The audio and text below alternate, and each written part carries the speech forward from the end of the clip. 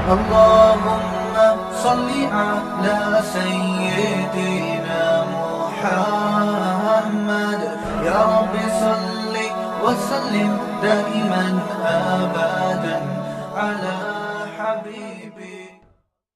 ابھی کسی نے طنز کیا، کل میں بھی نواب شاہ میں تھا، آج ہی پہنچا ہوں، بیان تھا میرا پرسوں وہاں پہ،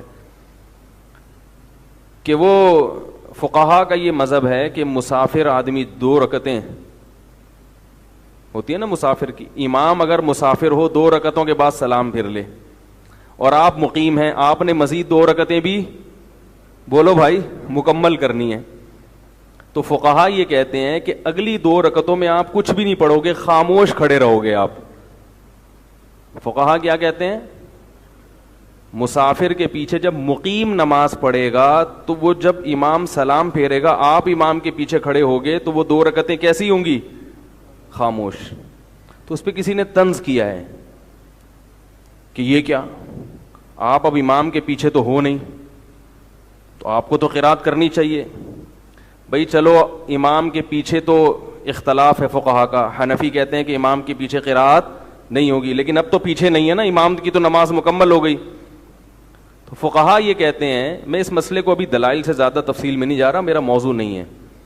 فقہا یہ کہتے ہیں کہ جب امام نے سلام پھیرا اور آپ 2 رکعت پڑھو گے تو آپ حکماً امام کے پیچھے ہی ہو.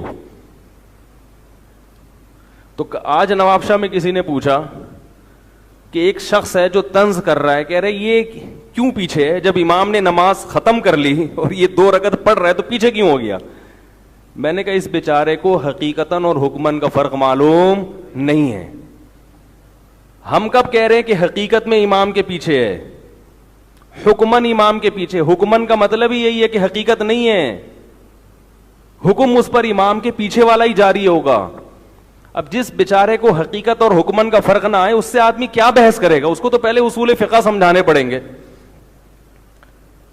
تو عقل ہے نہیں، لیکن بڑے بڑے علاموں پر اور بڑے بڑے فقہا پر بیٹھ کر کلپ بازیاں ہو رہی ہیں. امام جب 2 رکعتیں پڑھتا ہے نا ظہر کی یا عصر کی، تو وہ اس کی 4 ہی ہوتی ہیں. وہ کتنے کے برابر ہوتی ہیں؟ 4 کے برابر. مقیم 4 پڑھے گا تو وہ 4 ہیں، اور امام 2 پڑھے گا تو کتنی ہیں؟ پوری ہیں وہ.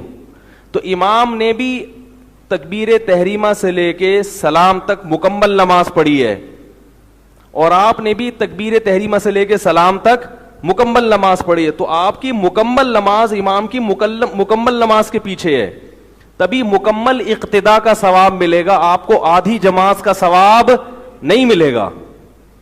اگر آپ نے آدھی نماز امام کے پیچھے پڑھی ہوتی اور آدھی خود پڑھ رہے ہوتے تو آپ کو مکمل جماعت کا ثواب نہیں ملتا.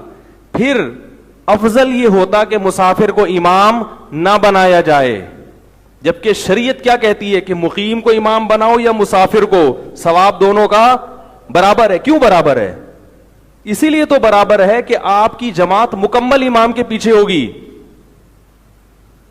اس کی 2 رکعتیں 4 کے برابر ہیں اور آپ کی 4 کے برابر ہیں.